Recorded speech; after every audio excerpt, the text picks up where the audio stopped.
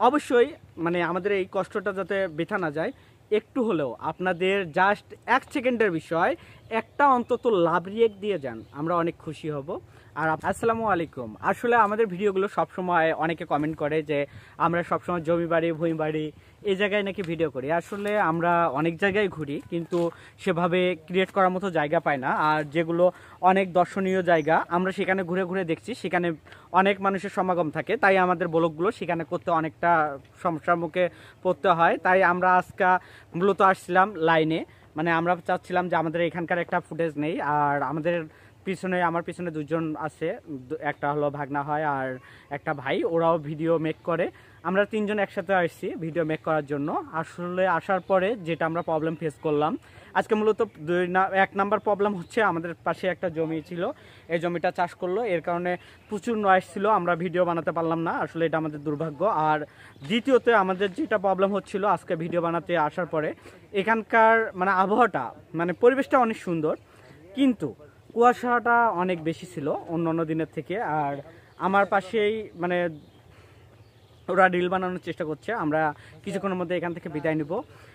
আমরা এখন আছি বর্তমানে কামারপাড়া স্টেশন থেকে কিছুটা আগিয়ে আর কোপতাল স্টেশনের মাঝামাঝি।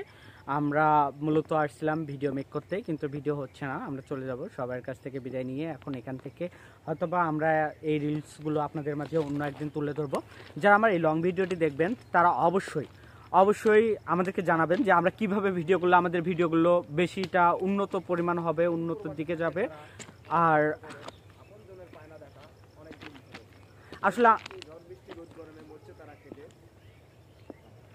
আসলে আমার পাশে রিল বানাচ্ছিল, তাই আমি একটু মানে চুপ করে গেছিলাম, কারণ ওর যাতে প্রবলেম না হয় তার জন্য। আর আমার পিছনে যে ব্যাকগ্রাউন্ডটা দেখা যাচ্ছে, জানি না আপনাদের কাছে কেমন আসবে আমার ভয়েসটি, অবশ্যই জানাবেন যে এই জায়গাটা আসলে ভিডিওর জন্য পারফেক্ট হবে কিনা। আমরা চুজ করে রাখছিলাম যে এখানে বেশিগুলো রিল বানাবো, কারণ আমার কাছে জায়গাটা অসম্ভব সুন্দর লাগতেছে। যদি এখানে রোদময় মানে যখন রোদ আসবে, চারপাশ থেকে সূর্যের আলো থাকবে, তখন মনে হয় এই জায়গাটা এত সুন্দর আসবে বলার বাহিরে। আসলে মানে আপনাদেরকে বলে বোঝাতে পারবো না। তাই আমি যে ভিডিওগুলো নিয়ে আসবো অবশ্যই একটু দেখবেন আর অবশ্যই একটু শেয়ার করে দিবেন, যাতে আমাদের এই জায়গার ভিডিওগুলো আপনাদের মাঝে তুলে ধরতে পারি। কারণ আমরা সেরকম কোনো প্লেস খুঁজে পাচ্ছি না আপনাদের কাছে। আর ওরা জানি না কি নিয়ে হাসাহাসি করছে। আসলে ও আমার মানে আমি চিন্তায় পড়েছিলাম যে ও আমার মানে ছবিটা নিয়ে নিছে, সেই সময় ও মজা নিচ্ছে। আচ্ছা, আপনারা বলবেন এটা আপনার কোন বন্ধু হতে পারে, একটু মেনশন করবেন সবাই। আসলে ও বলতেছে যে ওটা কার ছবি, একটু মেনশন করতে বলতেছে, আপনি একটু মেনশন করে দিবেন, অবশ্যই @ সামনে দিয়ে মেনশন করবেন। আর আমার সাথে যারা আছে একটু পরিচয় করে দিয়ে চলে যাব এখান থেকে। আমার পাশে আছে, এটা আমার মানে বড় ক্যামেরাম্যান, নামটা বলে দাও।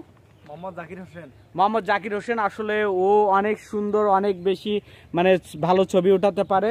আর আমার পাশে আছে ফিরে এসো আইডি থেকে, এখন মোহাম্মদ শরীফ হয়ে গেছে, মানে জন্মগ্রহণটা পরে হয়ে গেছে, আগে ছিল ফিরে এসো কিন্তু জন্মগ্রহণটা করে মোহাম্মদ শরীফে এসে গেছে। আর এমডি জাকির হোসেন, আমার আইডিটা এখানে মেনশন করা থাকবে, অবশ্যই ওদের আইডিতে যাবেন, কারণ ওরা অনেকটা বেশি কষ্ট করতেছে এই জায়গা ওঠার জন্য। আর যারা আমাদের এই ভিডিওটি ফেসবুক থেকে দেখবেন তারা অবশ্যই লাইক কমেন্ট শেয়ার করবেন, আর যারা ইউটিউব থেকে দেখবেন তারা শেয়ার করতে বলবেন না, এবং সাবস্ক্রাইব করে দেবেন। আপনাদের একটি শেয়ার, একটি সাবস্ক্রাইবার আমাদের ভবিষ্যতে ভিডিও মেক করতে অনেক বেশি সহযোগিতা করে। হয়তো মানে দেখতেছে মোহাম্মদ শরীফ কিছু বললে বলে দাও সবাই। আসলে বলার মতো কিছু না, আকাশ ভালো না, আমার আজকে মানে রিলসটা হলো না, রিলস বানাতে, তাই হলো না। কিন্তু হ্যাঁ, যেহেতু আমরা এই ফুটেজটি নিলাম, অবশ্যই মানে আমাদের এই কষ্টটা যাতে বৃথা না যায়, একটু হলেও আপনাদের জাস্ট 1 সেকেন্ডের বিষয় একটা অন্তত লাভ রিয়েক্ট দিয়ে যান, আমরা অনেক খুশি হব। আর আপনার পরিবারে যাওয়ার জন্য একটা সুন্দর করে কমেন্ট করে যান, আমি অবশ্যই আপনার পরিবারে যাই ঘুরে আসবো। ততক্ষণ ভালো থাকবেন, সুস্থ থাকবেন, এই কামনা করে বিদায় নিচ্ছি। আমি এস এম তহিদুল হাসান, ভালো থাকবেন, আল্লাহ হাফেজ।